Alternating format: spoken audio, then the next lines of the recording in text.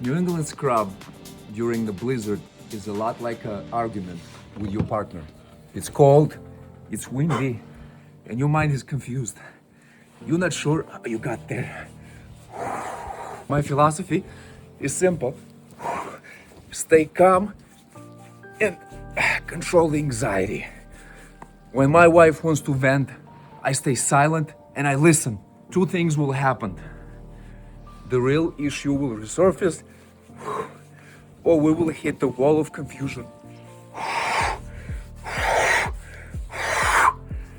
that we then take apart together. Either way, escalation doesn't solve anything.